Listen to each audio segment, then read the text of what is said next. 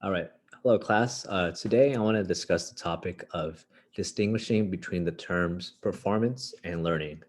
So, first, we have performance, which is the observable behavior. It is defined as the behavioral act of executing a skill at a specific time and in a specific situation.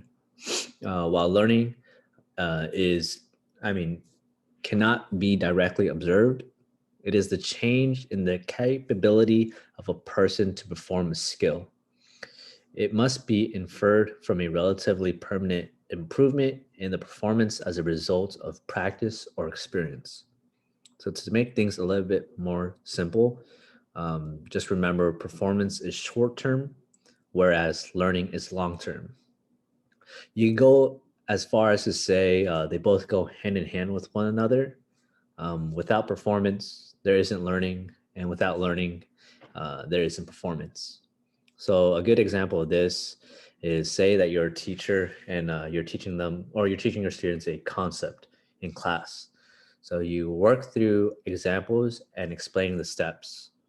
Afterwards, you have your students go home, they do their thing, and they come back the next day, and you want to test to see how well they learned from yesterday's concept. So, what you do to test their learning slash performance is you give them a test or a quiz, and you'll see how well they retain the material.